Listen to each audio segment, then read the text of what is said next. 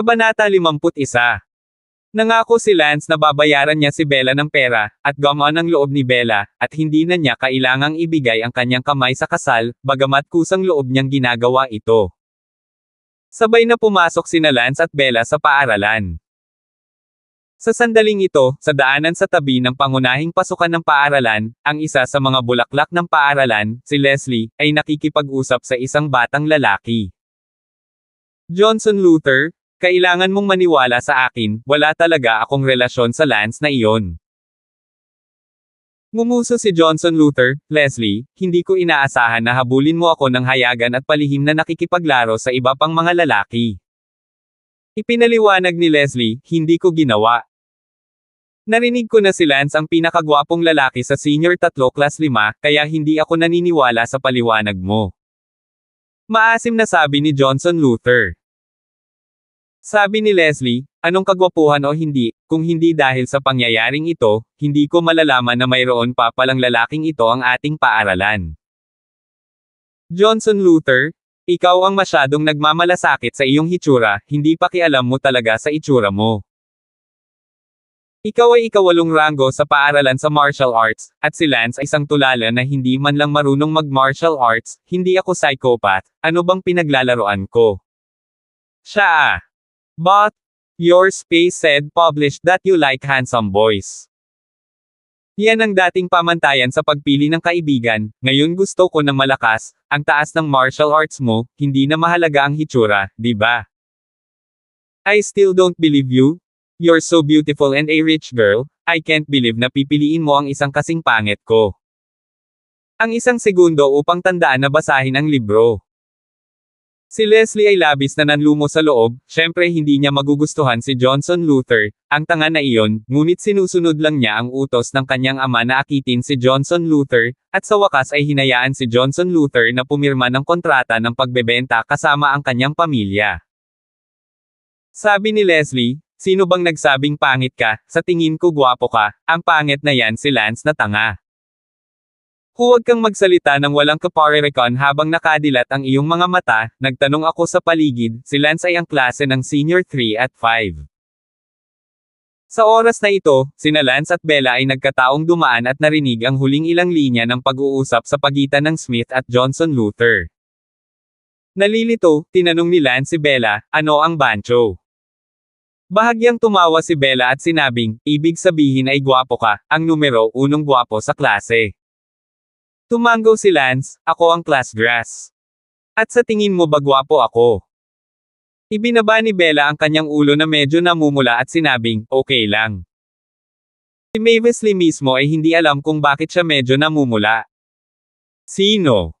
Noon lang, natuklasan ni na Johnson Luther at Leslie si Lance. Ikaw pala, bastard. Nakita ni Leslie si Lance at tumitig na may apoy sa kanyang mga mata, walang magandang pakiramdam si Leslie kay Lance, kahit na uminom si Lance ng 6 na bote ng alak dahil sa kanya noong nakaraang Biyernes, maaari itong iilipat ang Leslie kahit kaunti. Ngumiti si Lance, Leslie, ikaw pala, anong ginagawa niyong tiyuhin sa paglilikot dito? Narinig ng batang lalaki sa tabi ni Leslie at galit na sinabi, sino ang tinatawag mong tiyuhin?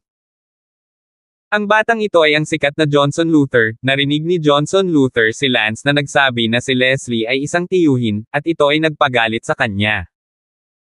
Nagulat si Lance, maaaring ikaw ang ama ni Smith Soft, sorry, walang galang, sana hindi sisihin si Tito Smith.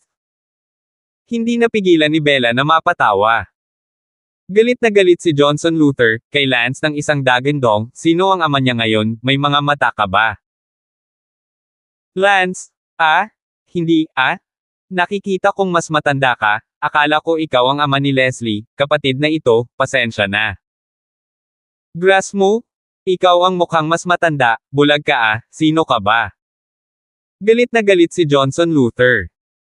Sinabi ni Leslie, Johnson Luther, siya si Lance, hindi mo ba pinaghihinalaan na may relasyon ako kay Lance? Ngayong nasa harap mo na siya, maaari mo na siyang harapin. Matiim na tinitigan ni Johnson Luther si Lance at sinabing, kaya ikaw si Lance. Bahagyang ngumiti si Lance, ako talaga si Lance, pero sinabi mo lang na ako ang class dress ng senior 3 class 5, kailangan kong itama ang sarili ko dito, hindi na ako ang class dress ng senior 3 class 5, meron na akong inilipat sa class 32, ako ang class dress ng class 32, Lance. Sa likod niya ay narinig ni Bella ang mga salita ni Lance na napakawalang imak, gustong ipaalala kay Lance ang isang pangungusap, huwag masyadong mataas ang profile ikaw ang class dress ng senior 3 class 5, ngunit hindi ang class dress ng class 32, dahil ang class 32 ay may school dress war saan pa ang turn mo? Ngumisi si Leslie, ang miss na ito ay isang bulaklak sa paaralan, huwag kang manggahas na tawagin ang iyong sarili bilang isang bulaklak ng paaralan sa harap ng iba, ngunit kumagat ka ng damo sa klase, gusto mo bang maging walang kahihiyan, ngunit oo, kung gusto mong maging walang kahihiyan. Hindi mo sana ako susulatan ng love letter ng ganyan. Tumawa si Lance, mga bagay mula sa nakaraan, bakit mo ibinabangon muli? Tumingin si Leslie kay Bella at hinamak siya, Lance, ano? Itinoon mo na naman ang tingin mo kay Bella. Mayroon kang kaunting kamalayan sa sarili, pumipili ng isang pangkaraniwang bulaklak ng paaralan para gawin ito sa pagkakataong ito, tinitignan ka ng ganito, sabay kayong babalik, galing sa hapunan, dapat may affair ka na, may skills ka talaga, ikaw. Si Bella ay abala, Leslie Smith, huwag magsalita ng walang kaparerekon. Sinabi ni Lance, Leslie Smith, ang bagay na iyon sa pagitan mo at sa akin, huwag mong idamay ang ibang tao, o talagang magiging bastos ako sa iyo. Wala akong pakialam kung bulaklak ka sa paaralan o hindi, basta hindi kita asawa, kahit anong bulaklak ay ituturing din sa aking paningin. Lance, huwag kang mag-alala, dahil nagkita na tayo ngayon, tiyak na kailangan nating ayusin ang score sa pagitan natin. Ano mang kalabuan sa iyo? Lumingon si Leslie kay Johnson Luther at sinabing, Johnson Luther, maaari mong tanungin ang iyong sarili. Malamig na tiningnan ni Johnson Luther si Lance at nagtanong, Lance, sabihin mo sa akin ng totoo, bakit mo sinulat ang ganoong uri ng love letter kay Leslie? Tumawa si Lance, hindi ko sasabihin sa iyo. Sumigaw si Johnson Luther, ang nilalaman ba ng love letter ang tunay na nangyari sa pagitan ninyo ni Leslie? Ngumiti si Lance ng walang pag-iingat, well, maybe. Hindi alam ni Lance kung ang dating Lance ay talagang may ginawa kay Leslie Smith, kaya si Lance mismo ay hindi alam kung marahil ito ay totoo. Siguro. Biglang tumingin si Johnson Luther kay Leslie at sinabing, Leslie, sinabi ni Lance na marahil, ito ang gusto mong harapin ko. Galit na tumingin si Leslie kay Lance, Lance, sinira mo ang aking reputasyon, at ngayon ay hindi ka pa rin umaamin, at naglakas loob kang kutsain ang dalawang maling akusasyon laban sa akin. Sabi ni Lance, hindi kita na-frame hindi ko talaga alam kung may kinalaman ako sa'yo Tumaas ang kilay ni Leslie, galit, Lance, mukhang nag-toast ka ng alak at hindi ka kumakain ng forfeit. Well, tapos na tayo sa iyo ng buo, makikita ko kung paano mo pa rin ako matatakasan na akusahan muli ng inosente. Pagkatapos sabihin iyon, gumawa si Leslie ng isang flying kick, ang kanyang sipa ay naglalaman ng napakalakas na pundasyon ng martial arts, na tinatawag na flying swallow chain cake. 52. Gayunpaman, hinawakan ni Lance at agad ang bukong-bukong ni Leslie. Nagulat si Leslie, napakagaan ni Lance na na-defuse ang kanyang flying swallow chain legs, hindi ba maswerteng pagkakataon noong huling beses na pinunit niya ang kanyang palda? Si Lance ba ay talagang martial artist?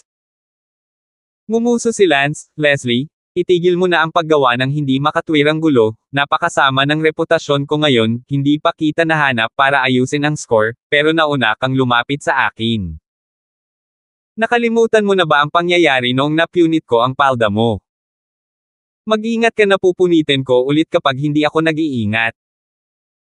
Galit na pinandilatan ni Leslie si Lance, nang makitang nakahawak pa rin si Lance sa kanyang bukong-bukong, at sumigaw, hindi mo pa rin ako bibitawan.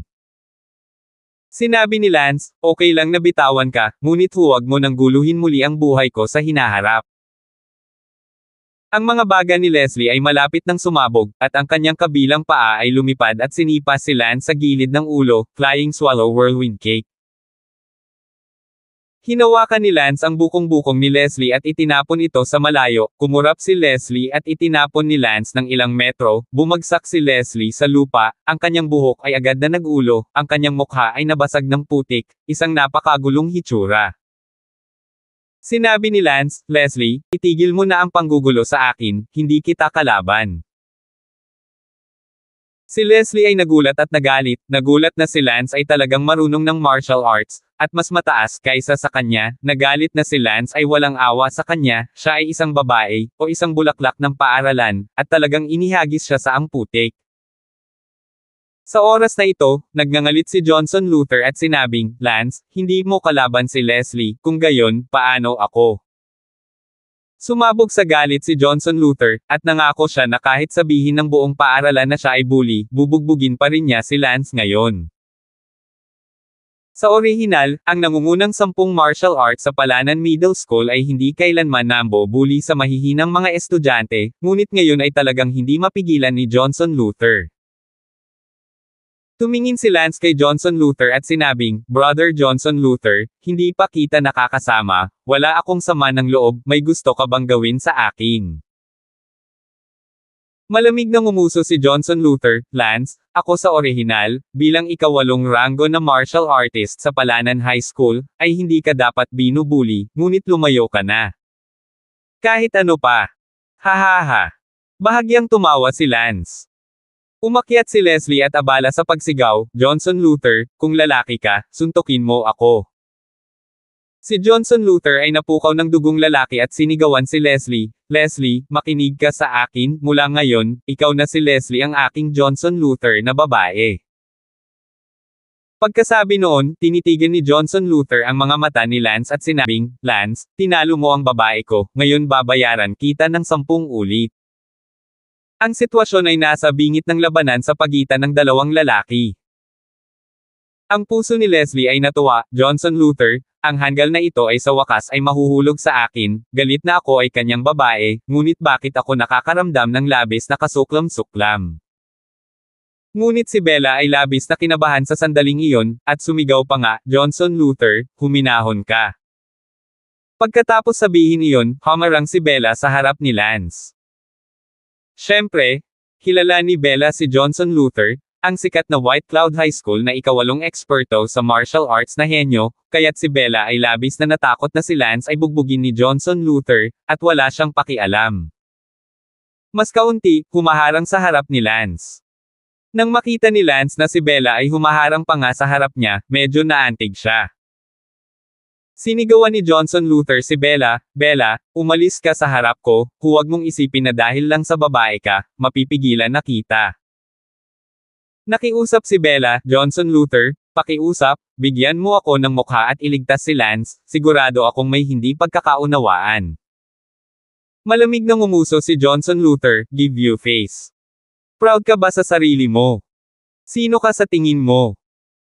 Sa tingin mo ikaw ang pinakamagandang babae sa paaralan, at nasa top 10 ka sa iyong pag-aaral, kaya maaari kang tumingin good in front of me. Let me tell you, kahit nauna ka sa pag-aaral mo, wala kang mukha sa harap namin, ang top 10 genius expert sa martial arts sa Palanan High School. Fuck off! Sigaw ni Johnson Luther. Naiinip si Leslie, Johnson Luther, ano ang silbi ng mahabang hangin, gawin mo. Si Bella ay hindi lumayo at namatay na hamarang sa harap ni Lance, bagamat si Bella ay hindi marunong martial arts, hindi siya tatayo at panoorin si Lance na binugbog. Hinailan ni Lance si Bella sa likod niya at sinabing, Bella, umatras ka.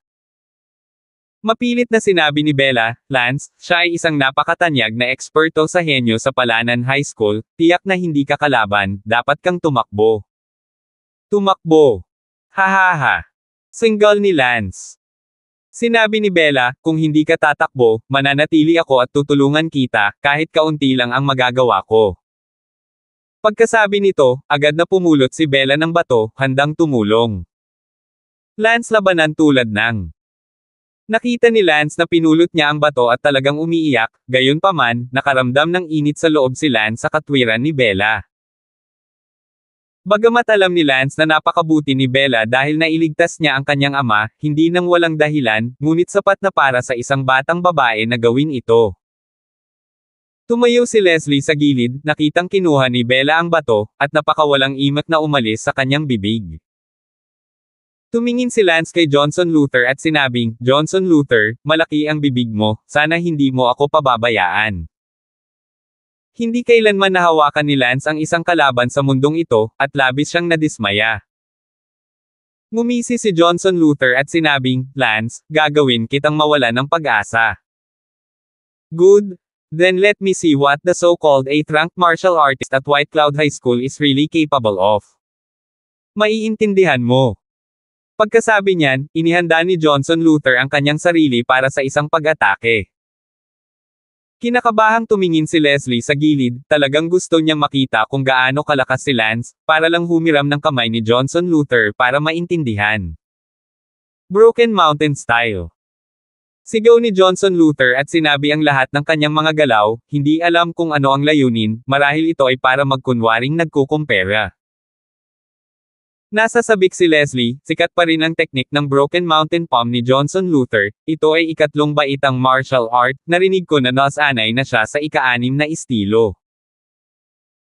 Sinabi ni Leslie sa kanyang puso, hindi ko alam kung ilan mga estilong maaaring harangin ni Lance sa mga kamay ni Johnson Luther, at hindi ko alam kung gaano karaming grado ng martial arts ang sinasanay ni Lance. Hindi naiintindihan ni Lance ang martial arts ng mundong ito, ngunit hindi na kailangang intindihin, dahil ang mga galaw ni Johnson Luther ay napakababa sa sandaling kumilos si Lance, medyo nadismaya si Lance, at naisip na nasa ika-8 ranggo. Ang martial arts ng Palanan High School ay hindi dapat mahina, at maaaring magkaroon ng isang maayos na laban, ngunit hindi inaasahan na ang mga galaw ni Johnson Luther ay napakababa. Si Lance ay handa na gamitin ang isa sa kanyang pinakamahusay na mga galaw na yin at yang finger, si Nima, kung talagang ginamit niya ang yin at yang finger, hindi sigurado si Lance kung makakaligtas pa si Johnson Luther. Dahil iyon ang kaso, si Lance ay wala ng mga galaw na magagamit, kaya kailangan niyang gumamit ng pinakasimpleng suntok. Buzz! Ang parang kidlat na suntok ni Lance, na gumapang sa hangin, ay bumangga patungo sa Johnson Luther. 53. Naramdaman ni Johnson Luther ang isang anino na kumikislap sa kanyang mga mata. Masyadong mabilis. Gusto ni Johnson Luther na gumawa ng isang umiwas na hakbang, ngunit bago pa siya makagalaw, isang malaking puwersa ang nagmula sa kanyang tiyan, at ang kanyang buong katawan ay lumipad paatras, hindi alam kung ilang metro ang paatras, at ang kanyang likod ay tumama sa isang malaking puno sa gilid ng kalsada, bago siya tumalbog at bumagsak sa lupa. Ha!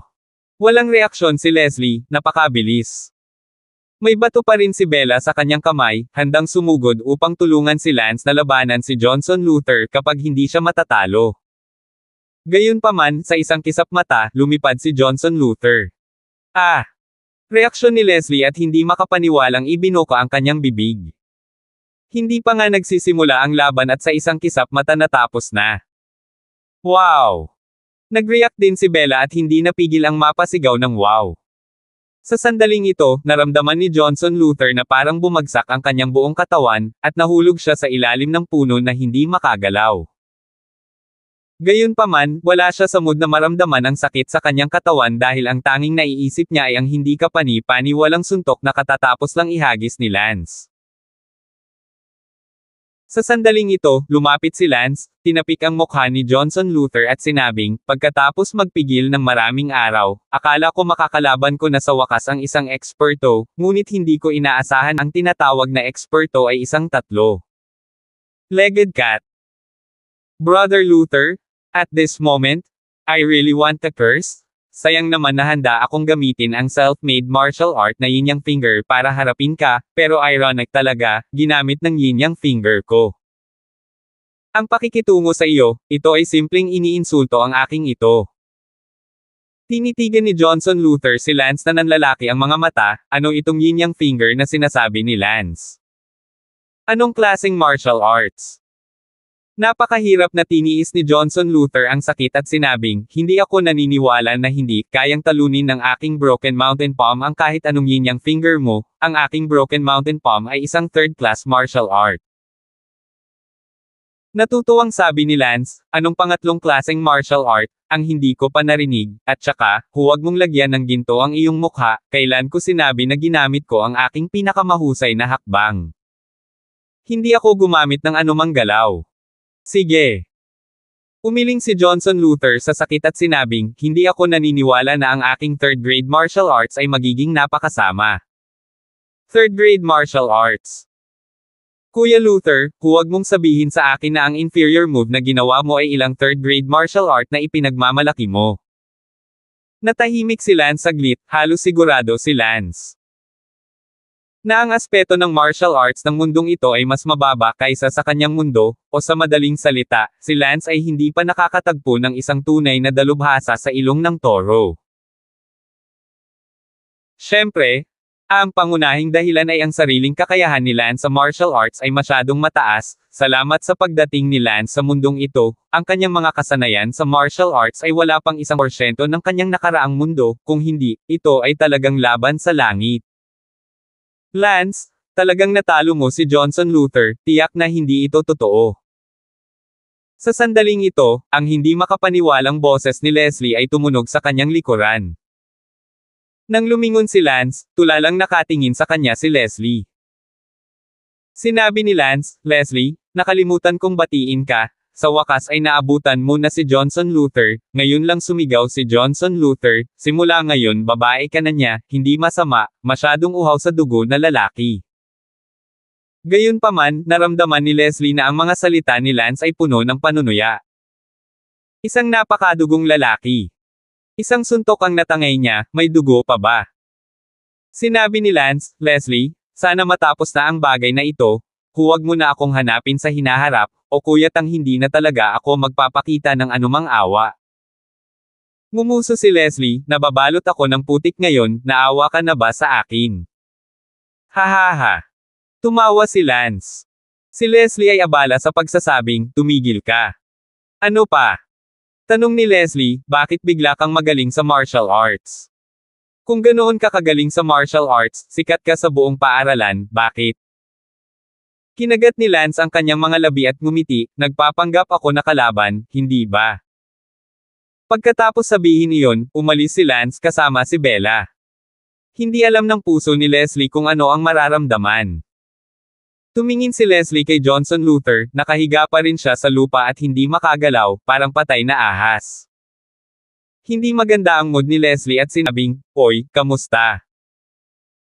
Hindi ko alam kung bakit, sa sandaling ito ay nakita ni Leslie si Johnson Luther na isang pagsabog ng pagkasuklam, napakawalang kwentang tao, at naisip niyang matutulungan niya siyang turuan ng leksyon si Lance, ngunit sa halip ay sinuntok siya hanggang sa hindi na siya makabangon. Ngunit nang maisip niya ang misyon ng kanyang ama, wala siyang ibang pagpipilian kundi ang maging matyaga at sipain si Johnson Luther sa sandaling nalinlang niya ito sa pagpirma sa kontrata ng pagbebenta. Hindi sumagot si Johnson, ang assassin ay napuno ng pagkadismaya, at ang kanyang boses ay sarkastiko habang tumatawa. Hindi ako ang kanyang kalaban, ako ang ikawalong ranggo ng henyo na eksperto ng White Cloud High School, ngunit ako ay wala man lang kalaban hahaha. Johnson Luther, ano ang tinatawanan mo? Kumunat ang noo ni Leslie. Tumingin si Johnson Luther kay Leslie at sinabing, hindi ko siya kalaban, Leslie, ngayon may dahilan ka pa ba para magustuhan ulit ako? Kumunat ang noo ni Leslie, ano, kasasabi mo lang na babae mo na ako, hindi ba count? Frustration na sinabi ni Johnson Luther, noon, hinabol mo ako at sinabi mong gusto mo ako dahil nakita mong malakas ako. Pero ngayon, natalo ako ni Lance sa isang suntok, sa tingin mo, maniniwala pa rin ako na gusto mo talaga. Ako. Hindi ako kasing ganda ni Lance sa itsura, at mas malala pa ako sa martial arts, ano pa ba ang makikita mo sa akin? Leslie, you should go. Huwag mo na akong habulin sa future, ay. Hindi ako sapat para sa iyo, makarapat-dapat si Lance. Ang boses ni Johnson ay puno ng pagkadismaya, ngunit tiyak na hindi ito ang tunay niyang sinabi. Nagsalubong ang mga kilay ni Leslie, tila hindi na kumpleto ang gawaing ibinigay ng kanyang ama, si Johnson Luther ay binugbog ni Lance sa ganitong paraan, anong kumpiyansa ang nawala? Ang ganitong uri ng walang kwentang tao, si Leslie ay pinakaayaw din sa loob. Nakita ni Johnson Luther na hindi pa rin umaalis si Leslie, sumisigaw, "Go, hindi ka pa rin umaalis, gusto mo bang makita akong tumatawa?" Sa ngayon, gustong-gusto ni Johnson Luther na marinig ang sinabi ni Leslie, "Hindi ako aalis, kahit hindi ka karibal ni Lance, mahal pa rin kita, sasamahan kita, hinding-hindi ayaw sa iyo." Labis na nais ni Johnson Luther na paginhawahin siya ni Leslie, alisin ang kanyang mababang pagpapahalaga sa sarili at pagkabigo, at bigyan siya ng kumpiyansa na makasama. Gayunpaman, huminga si Leslie, "Johnson Luther, poloka ka, gusto mo talagang kumain ng karne ng sin." Tumingin si Johnson Luther ng matalim, hindi makapaniwala, "Leslie, ikaw, anong ibig mong sabihin?" Ngumisi si Leslie, "Sa tingin mo ba gusto talaga ng ginang ko ang iyong pandak at mule toad? Huwag kang nakakatawa. Ikaw, ano ang ibig mong sabihin?" Nagulat si Johnson Luther na sasabihin ni Leslie ang mga ganoong salita. "Hahaha, Johnson Luther, ikaw na poloka, basura, sayang ang napakaraming ekspresyon ng miss na ito. Hinahabol ka ng miss na ito, pero gusto ka lang tuksohin ng kagandahan, at sa wakas ay dayin ka na pumirma sa isang deed of sale sa pagsilbihan mo ang aking pamilya, sa tingin mo ba ay karapat-dapat ka sa akin, ikaw na poloka." Paf! Narinig ni Johnson Luther, isang malaking subo ng dugo ang tumalsik, natalo lang ni Lance sa isang suntok, ngayon ay emosyonal na bogbog at bogbog, dumura ng dugo sa buong sahig. Nakita ni Leslie si Johnson Luther na nagsusuka ng dugo, hindi man lang siya natinag, sa halip ay ngumisi siya, "Johnson Luther, tingnan mo kung gaano ka kawalang silbi, dapat wala kang masyadong potensyal sa hinaharap, kalimutan mo na ito, isang walang kwentang basura na tulad mo, ito hindi interesado ang babae." 54. Pakiramdam ni Johnson Luther ay parang isang kulog mula sa maaliwalas na kalangitan, iniisip din niya kung masasabi ba ni Leslie ang mga nakakaaliw na salita na hindi niya gusto, ngunit hindi niya inaasahan na magsasabi ng ganoong malupit na mga salita, umiyak si Johnson Luther at sumigaw, "Leslie, hindi pa ako tapos sayo." Naiinis na sinabi ni Leslie, "Basura ka, mas mabuting bigyan mo ako ng respeto, o gagawin kitang miserable. Bahala ka. Ikaw." Poof! Iniluwa ni Johnson Luther ang isa pang subo ng dugo sa galit. Emph! Walang pakialam na sumingot si Leslie at tumalikod. Kinuha ni Leslie ang kanyang telepono at tinawagan ang kanyang ama. "Hoy, tatay, ang planong akitin si Johnson Luther na pirmahan ang deed of sale ay ganap na nabigo." "Bakit ito nabigo? Sa iyong kagandahan, hindi magiging mahirap na mawala ito sa tamang panahon, hindi ba?" Tanong ng ama ni Leslie Smith. Sinabi ni Leslie, "Tatay, lahat ng ito ay dahil sa Lance na iyon, nakasalubong ko lang sina Lance at Johnson Luther. Gusto kong turuan ng leksyon si Lance, ngunit sino ang nakakaalam na alam niya ang martial arts, at kahit ako ay hindi kalaban para sa kanya, kahit si Johnson Luther ay hindi makaharang sa galaw ni Lance." Si Johnson Luther ay natalo sa isang galaw ni Lance at bumagsak, naiinis akong makita siyang napakawalang kwenta at walang kaunting pusong sayangin sa kanya. Sa telepono, ang ama ni Leslie ay abala sa pagtatanong, talagang ganito kataas ang kakayahan ni Lance sa martial arts? Well, 1,000 beses na totoo. Masayang ngumiti ang ama ni Leslie Smith, "Leslie, pabayaan mo ang Johnson Luther na iyan, ngayon ay may bagong misyon. Ang 1 segundo upang tandaan na basahin ang libro. Bagong misyon. Dahil napakataas ng kakayahan ni Lance sa martial arts, mas mahalaga siya kaysa kay Johnson Luther. Hehehehe. Ang bagong misyon mo ngayon ay gamitin ang iyong kagandahan para akitin si Lance, paibigan ka ni Lance, at sa wakas ay makuha si Lance para pirmahan ang deed of sale ng aming pamilya. Kapag nagtagumpay ka, magkakaroon ka ng isa pang magandang tagumpay para sa pamilya. Hayaan mong akitin ko si Lance." Bahagyang natigilan din si Leslie. Napakataas ng kakayahan ni Lance sa martial arts, tiyak na mas malaki ang kanyang potensyal kaysa kay Johnson Luther. Sa pagkakataong ito, kailangan mong kumpletuhin ang gawain, sigurado ako sa iyong alindog, pagdating ng panahon ay tiyak na magugulo mo si Lance, maging o hindi. Maaari mong gawin itong kontribusyon sa pamilya, ikaw ang bahala. Oh, sige. Susubukan ko ang lahat, pero pakiramdam ko hindi ganoon kadaling hawakan si Lance. Hehe. Leslie? Naniniwala ako sa iyo. Huwag mong kakalimutan na nakahawak ka na ng ilang lalaki, lahat ng lalaking iyon ay na-in-love sa'yo na nauwi sa pagkalinlang na pumirma sa isang deed of sale. As long as they are in love with you, they can sign the contract of sale. You should know that our family's deed of sale is not signed with a pen, but with a soul, hahaha. Manam. Tumango si Leslie. Oo, ang deed of sale ng kanilang pamilya, na nilagdaan sa kaluluwa, hanggat hindi lumalaban ang kabilang partido at pumayag, maaari silang dayin upang pirmahan ito. Kapag ito ay nilagdaan, walang silbing lumaban, ito ay isang taktika na natatangi sa kanilang pamilyang Smith. Habang ang ibang mga pamilya ay kailangan pang gumamit ng pera at kapangyarihan upang kulungan ang kanilang mga Panginoon, ang kanilang pamilyang Smith ay nakatali na ng malaking bilang ng mga Panginoon sa kanilang natatanging gawa ng pagbebenta.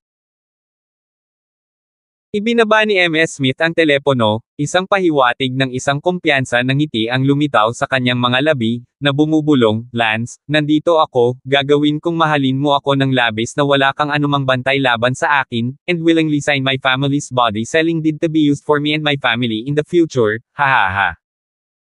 Sabay na naglakad sina Lance at Bella papunta sa gusali ng paaralan.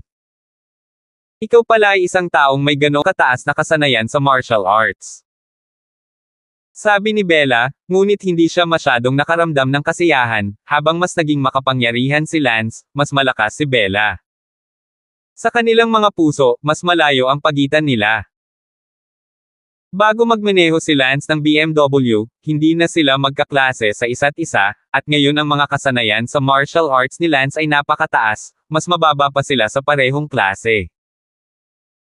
Napabuntong hininga si Bella sa loob, napakawalang magawa, kung hindi dahil iniligtas ni Lance ang kanyang ama, natatakot ako na hindi siya kailanman nakipag-ugnayan sa isang taong may ganoong mataas na ranggo sa kanyang buhay. Mababaw nang umiti si Lance, ang isang bundok ay mas mataas kaysa sa isang bundok, ang aking mga kasanayan sa martial arts sa puntong ito ay maaari lamang ituring na isang pos ang may tatlong paa sa harap ng isang tunay na eksperto. Naisip ni Lance na bago siya muling isilang, nag-practice siya ng martial arts mula pagkabata, ang kanyang mga kasanayan sa martial arts ay mas mataas kaysa ngayon, at ngayon ay hindi na 3 o 2 araw para makabawi siya. Tumango si Bella at hindi na nagsalita pa. Si Bella at Lance ay bumalik sa kani-kanilang mga klase. Nang bumalik si Lance sa kanyang klase, nakita niyang si Sally ay gumagawa ng kanyang takdang aralin at walang masyadong tao sa silid-aralan. Hindi pumunta si Lance upang kausapin si Sally, bumalik sa kanyang upuan at kinuha ang isang math book, ngunit sa kasamaang palad, si Lance ay sobrang nalilito na wala siyang alam maliban sa 12,345. Alam ni Lance na halos imposible ito. Para matutunan niya ang kaalaman sa mundong ito. Ayaw din ni Lance na mag-aksaya ng oras sa pagbabasa, pinuprotektahan na lang niya ngayon ang ginang sa pagkukunwari ng pagbabasa, ginagawa ang kanyang mahahalagang trabaho at unang maghanap buhay sa mundong ito.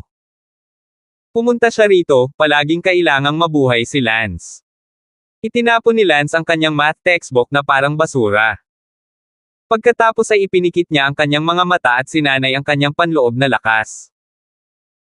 Ang panloob na enerhiya ni Lance na Yitianjing, ay paulit-ulit na dumaloy sa kanyang mga meridian, hinuhugasan ang utak ng kanyang mga meridian at sabay na pinalakas ang kanyang panloob na lakas. Ang Yitianjing, ito ay isang panloob na kapangyarihan na ipinasa mula sa kanyang Panginoon, nilikha ng kanilang Supreme Ancestor Master. Bago ang kanyang muling pagsilang, si Lance ay nag-practice ng panloob na kapangyarihang ito ng sukdulan, ang nag-iisa sa ilang henerasyon na nakagawa nito, at maging ang kanyang amo ay hindi ito kayang sanayin ng sukdulan, ngunit ngayon ay nagsisimula na siya. Uli. Ang kasalukuyang panloob na lakas ni Lance ay lubhang mahina, halos wala pang 1,000 ng kanyang nakaraang buhay, kaya si Lance ay nakaramdam ng sobrang panghihina at nakaramdam ng sobrang kawalan ng katiyakan. Huminto si Lance pagkatapos magsanay ng Yi Tianjing sa loob ng kalahating oras. Ang pagpapabuti ng panloob na lakas ay hindi isang bagay na nangyari sa isang araw o dalawa, ito ay isang bagay na tumagal ng mga nasa hustong gulang. Bago magsimula ang muling pagsilang sa murang edad, at mayroon siyang malakas na pangunawa, kaya malakas ang kanyang panloob na lakas sa murang edad. Pagkatapos magsanay ng Yi Tianjing minsan, tumahimik si Lance sa loob. Sa kanyang puso, sinabi ni Lance, masyadong mahirap ang aking kasalukuyang lakas, kung gagamitin ko ang marka ng martial arts ng aking mundo, hindi pa ako nagsisimula. Outer gate, inner gate, Haotian, innate, kailangan kong bumawi. Sa innate stage, hanggang kailan ako magpupumilit? Oo, sa mundong iyon ni Lance, ang martial arts ay napakahusay na binuo, at sa gayon ay nagkaroon ng malinaw na mga dibisyon sa martial arts. Mula sa pinakamababa hanggang sa pinakamataas, sila ay, outer gate stage, inner gate stage, Haotian stage, innate stage, at celestial manifestation stage. Ang bawat isa sa mga phase na ito ay nahahati sa simula, middle, after, perfection, at great perfection. Gayunpaman, hindi lahat ng nagsasanay ng martial arts ay nagsisimula sa paunang yugto ng outer gate. Ito ay isang pagkakamali. Maraming tao ang nagsanay sa buong buhay nila at hindi pa umabot sa unang yugto ng outer gate. Ang sinumang nakapagsimula ay isa ng napakalakas na eksperto. Bago ang kanyang muling pagsilang, ang martial arts ni Lance ay umabot na sa huling yugto ng innate. Ngayon, ang martial arts ni Lance, gayunpaman, ay hindi pa nasisimulan, ibig sabihin, hindi pa ito sa unang yugto ng outer gate, at ang unang yugto ng outer gate ay isa ng napakalakas na eksperto. Bumantong hininga si Lance sa loob-loob, ngayon, hindi ko na alam kung kailan ako makakarating sa early outer gate, lalo pat bumalik sa late innate stage ng nakaraan kong buhay. 55. Kahit si Lance ay hindi pa nakakapagsimula, kaya hindi na kailangang banggitin pa ang mga tinatawag na henyo na eksperto sa mundong ito, si Johnson Luther. Siyempre, kung mayroon mang mga entry-level na eksperto sa mundong ito, wala pang nakakaalam. Bell bell bell. Malapit na ang klase sa hapon, at si Lance ay naiinip sa 100 paraan. Sa senior class 26, kinuha ni Ivan ang kanyang telepono at binuksan ang campus ng Palanan Middle School, at biglang naakit ng isang post. Ang nilalaman ng post ay, ang pang-anim na pinakamasamang kabataan ng Palanan Middle School ay lumitaw. Nagsalubong ang mga kilay ni Ivan sa pagkalito, hindi ba't 5 malalaking kontrabida lang ang Palanan Middle School? Kailan ka nakakuha ng extra? Nagmamadaling binuksan ni Ivan ang post. Sa umaga, tinalo ni ang isa sa 5 pinakamasamang kabataan sa campus, si Brandon, sa class 32, sa publiko. Ang lakas ng militar ni Lance ay sapat na upang matugunan ang isa sa mga kondisyon ng mga masasamang kabataan sa campus.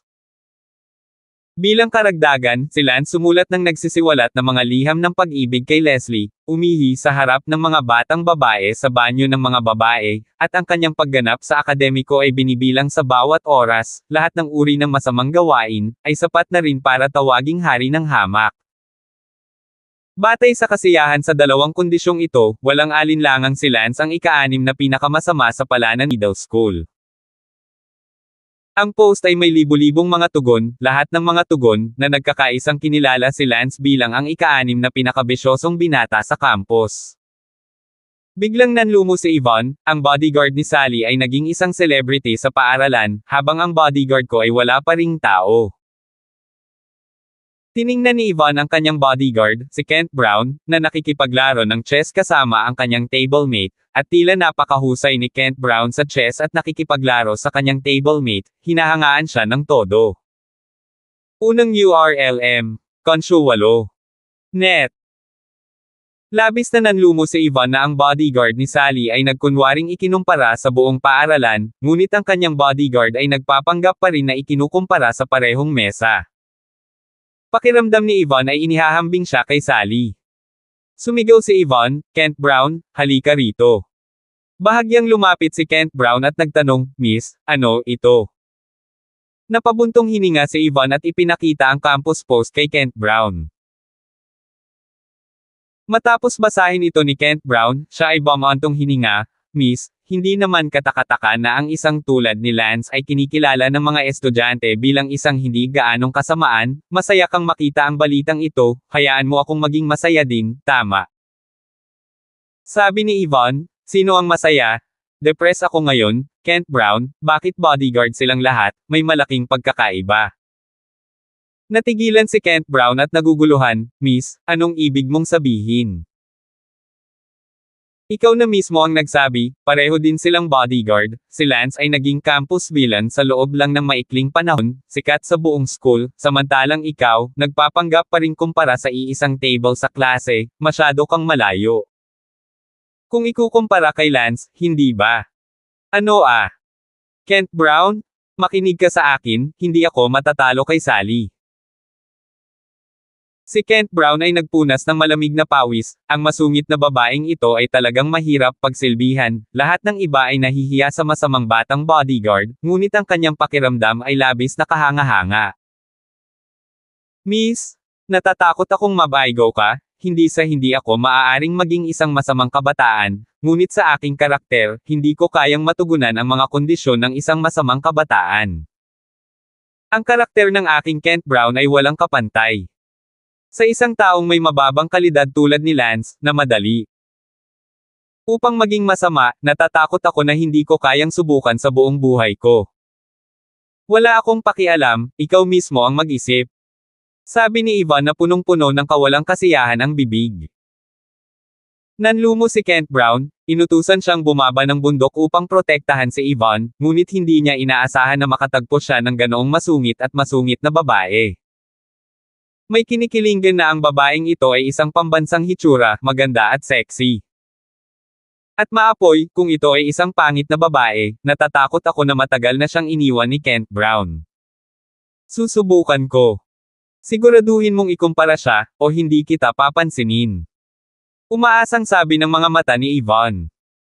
Sa klase 32, binuksan din ni Sally ang campus at nakita ang napakainit na poste. Labis na nanlumo si Sally at kumunat ang noo, kinilala ang bastard na ito bilang isang kontrabida sa campus, kung alam ng mga kaklase ko na ang ganyang kontrabida ang bodyguard ko, mawawala lahat ng mukha ko. Nalaman ni Sally na kinilala si Lance bilang isang kontrabida sa campus, ngunit ang kanyang kalooban ay ganap na naiiba kay Yvonne, at sa huli ay dahil magkaiba ang kanilang mga personalidad. Si Sally ay napahiya na hindi siya maaaring kilalanin ng kanyang mga kaklase bilang isang mabagsik na batang bodyguard, habang si Yvonne ay nararamdamang hinayla papasok.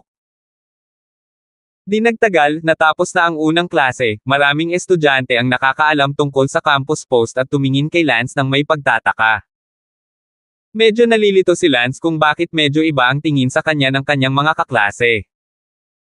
Hanggang sa binuksan ni Daylan ang campus ay nalaman niya na si Lance ay kinikilala bilang ang ika-6 na pinakamasamang binata sa campus. Umiling si Lance at bahagyang natawa nang sabihin sa kanya, ang batang ito ay may mahusay na moral na katangian, ngunit siya ay kinikilala bilang masamang kabataan ng campus. Walang pakialam si Lance, gayunpaman, kung ano ang iniisip ng iba sa kanya ay negosyo ng iba, siya ay bukas at nasa ibabaw ng kanyang sarili, kaya wala siyang pakialam kung ano ang ginagawa ng iba sa kanilang mga mata. Kinuha ni Lance ang kanyang cellphone, natuto mula kay Daylan, at hindi nagtagal ay natutunan din itong gamitin.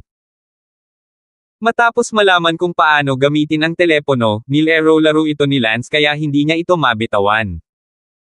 Sa oras na yon, dumating sa klase ang guro ng pisika. Ang guro ng pisika ay isang malupit na tao, ngunit pinaglalaroan pa rin ni Lance ang kanyang mga libro. Ngunit si Lance ay naglalaro pa rin sa kanyang cellphone. Tumingin ang guro ng physics kay Lance at nakasimangot, kumatok sa lectern table at sumigaw, ang estudyanteng iyon, panindigan mo ako. Hindi alam ni Lance na tinatawag siya nito, at pagkatapos lamang na itulak ni Daylan si Lance ay tumayo si Lance. Teacher, ano ang tawag mo sa akin? Magalang na ngumiti si Lance, palagi siyang may respeto sa kanyang guro. Anong ginawa mo ngayon lang? Kinuha ni Lance ang kanyang telepono at inalog ito, hehing ngumiti at sinabing, nanonood ng balita, ah.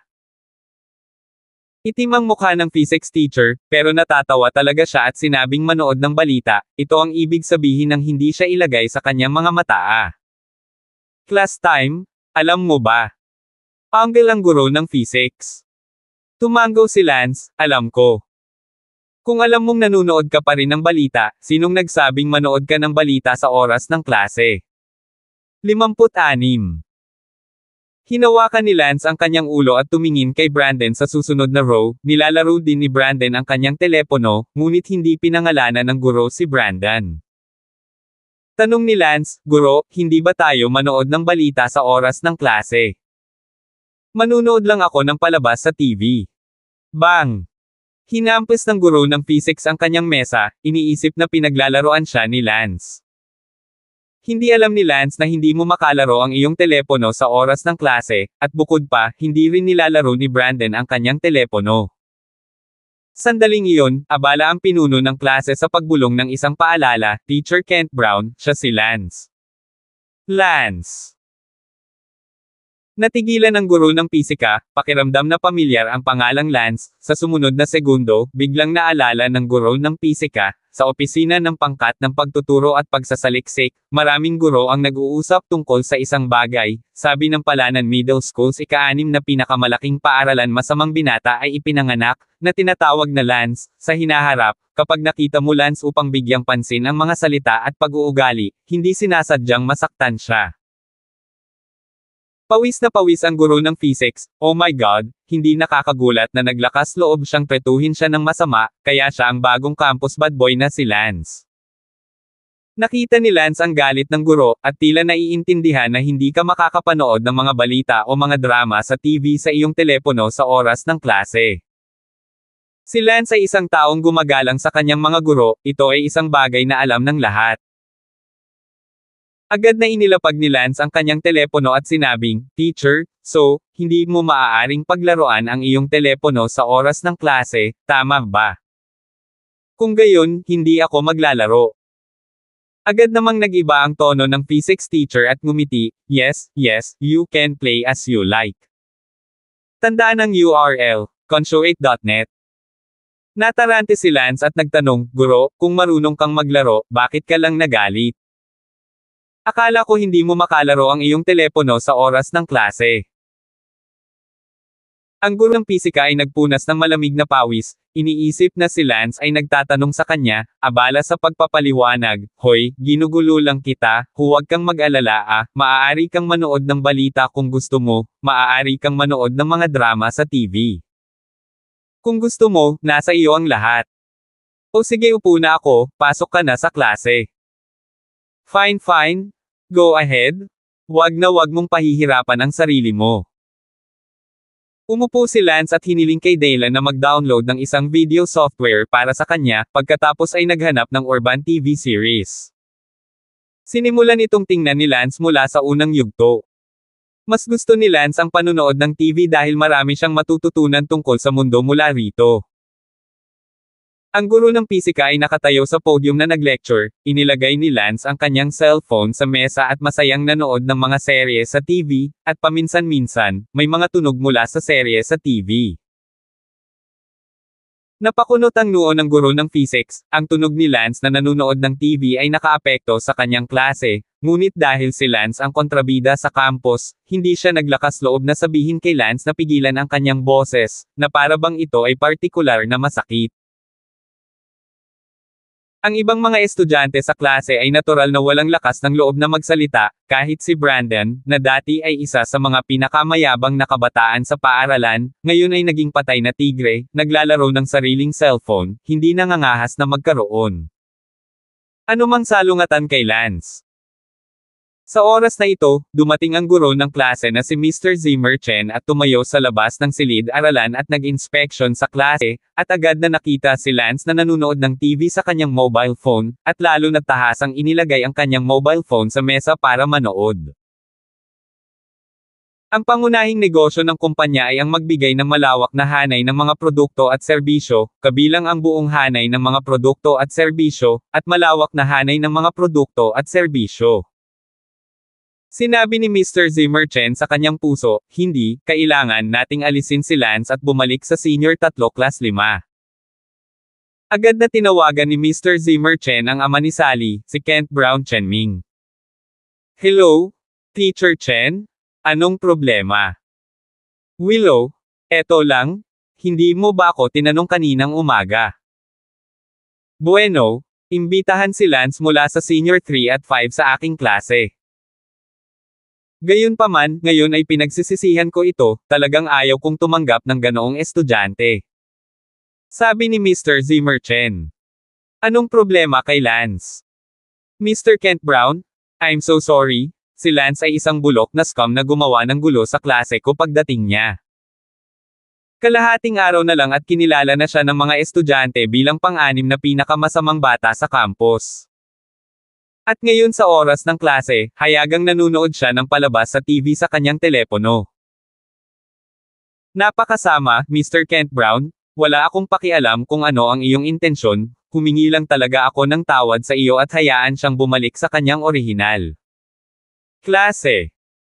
Natahimik si Kent Brown Chenming at ngumiti, ayos lang, Teacher Chen, ikaw na ang bahala, hindi mahalaga. Salamat, Mr. Kent Brown, abala ka kung ganoon. Nakahinga ng maluwag si Mr. Zimmer Chen at agad na nag-apply para ilipat si Lance pabalik sa kanyang orihinal na klase, paano niya magagawa iyon sa dalawang campus bilang sa kanyang klase. Mabilis ding nakatanggap ng tawag si Lance mula kay Kent Brown Chenming.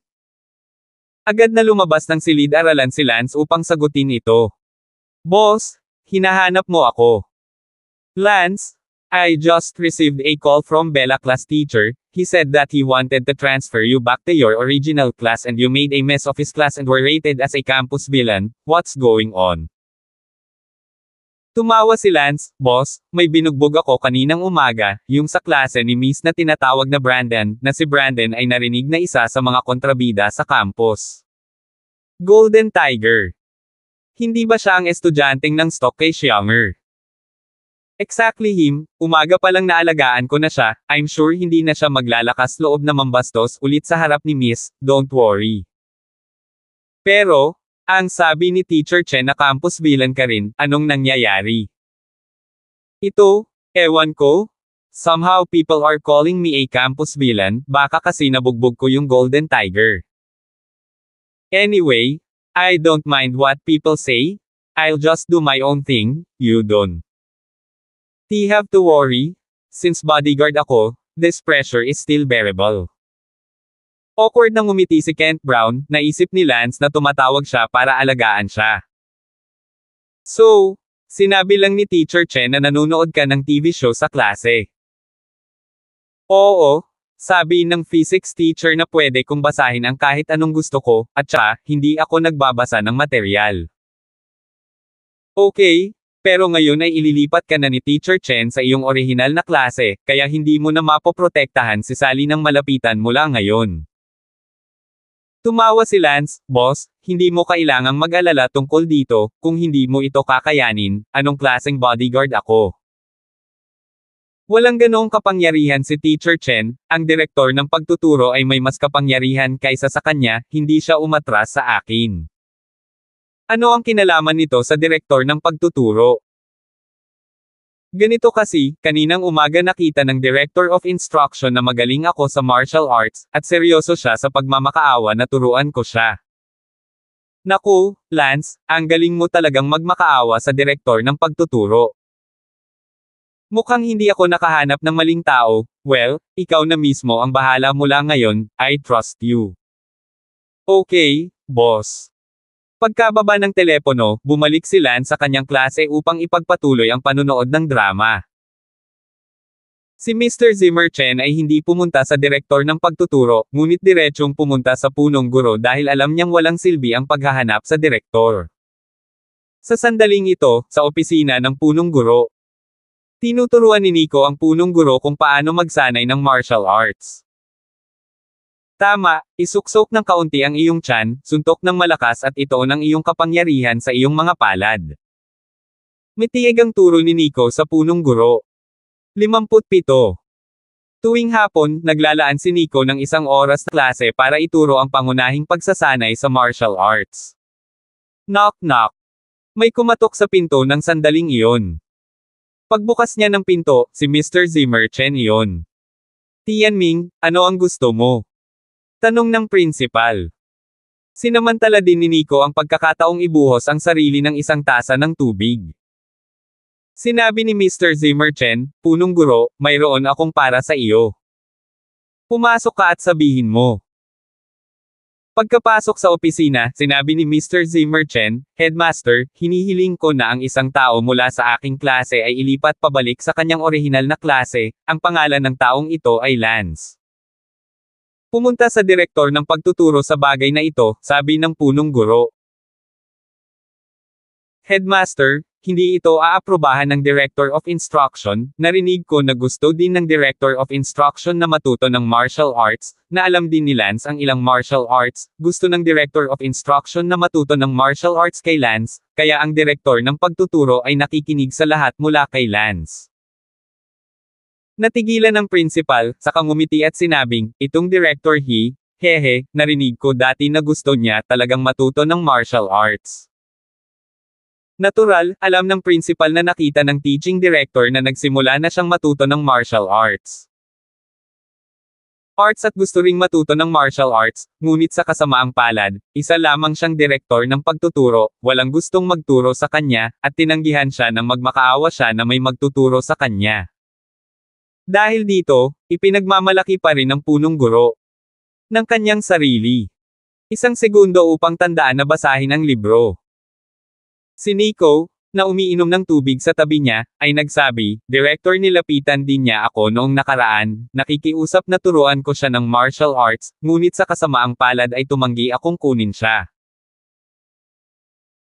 Tumango ang punong guro at sinabing, pagkatapos mong tumanggi na kunin siya, si Director ay nagpunta sa iba pang nangungunang 20 ranggo na mga mag-aaral, ngunit sa kasamaang palad lahat sila ay tumanggi, at sa wakas, si Director ay kailangang manirahan para sa susunod na pinakamahusay na bagay at hanapin ang gurong iyon na si Mr. Jake.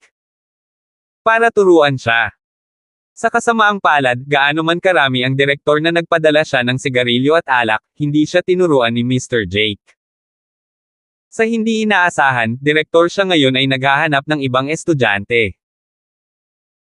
Wala pa akong narinig tungkol kay Lance noon, tila itong napaka-ordinaryo lang ng martial arts skills ni Lance, itong direktor na ito siya rin talaga, bakit siya nakahanap ng ordinaryong estudyante para turuan siya ng martial arts at least teaching director siya. Ang punong guro ay tumawa, direktor wala siyang magtuturo sa kanya ng paulit-ulit. Ngunit siya, gayunpaman, ay maaaring makakuha ng ika-10 ranggo na dalubhasa sa henyo sa paaralan upang turuan siya ng martial arts, ang punong guro ay matanda at mapagmataas. Ang mukha ng punong guro ay talagang mas mataas kaysa sa direktor ng pagtuturo. Nag-aalalang sinabi ni Mr. Zimmer Chen, Headmaster, kailangan mong mabilis na humanap ng paraan para maibalik ang Lance na iyon sa kanyang orihinal na klase, kinikilala na siya ngayon ng mga estudyante bilang pang-anim na pinakamasamang kabataan sa campus A. Nagsalubong ang mga kilay ng punong guro, ang ika-6 na pinakamasamang kabataan sa campus. Mukhang magaling din itong si Lance sa 2 bagay. Nico, kilala mo ba itong Lance? Sinabi ni Nico na may mukha gaya ng dati, kahapon, pumunta ako sa interview ni Edward Song at naabutan ko itong si Lance, gusto rin niyang maging personal bodyguard ni Yvonne, gayunpaman, dapat siya ang may pinakamalakas na lakas. At kalidad sa iilang tao na pumunta sa panayam kahapon. Hindi nakakagulat na naging kontrabida siya sa campus. Nico, ilang galaw sa tingin mo, makakalagpas si Lance sa iyong mga kamay? Tanong ng principal. Umawit si Nico at sinabing, dapat kaya kong talunin siya sa loob ng 3 galaw. Sinabi ni Mr. Zimmer Chen, punong guro, si Lance ay isang hamak, paano siya maihahambing sa isang makalangit na pagmamataas tulad ni Nico? Si Nico ay ang ika-10 pinakamahuhusay na dalubhasa sa paaralan, at ngayon ay siya na rin ang nagtuturo sa iyo ng martial arts. Lance is such a scum, yung teaching director lang ang magmamakaawa sa kanya na magturo ng martial arts Kahit na si Mr. Zimmer Chen ay may hinala na minamaliit ang direktor ng pagtuturo, ang punong guro ay komportable pa rin na makinig sa kanya. Sinabi ni Nico, "Headmaster, si Lance ay isang taong hindi ko gusto." Narinig ko na sinamantala niya si Yvonne, "Naghahanap ako ng pagkakataon para turuan siya ng leksyon, bakit hindi mo siya tanungin?" Ngumiti ang principal, dahil isa ng kontrabida sa campus si Lance, sigurado akong hindi siya babalik kung hihilingin ko sa kanya. Nico, maganda ang iyong mungkahi, pagkatapos ay hihilingin ko kay Director He na dalhin dito si Lance, at bibigyan mo sila ng edukasyon, kahit anong uri ng bisyo na bata siya, tiyak na kailangan niya maging inilipat pabalik sa kanyang orihinal na klase. Good. Tumango si Nico. Si Mr. Zimmer Chen ay natuwa sa loob, sa wakas ay maitaboy niya ang isang masamang kabataan.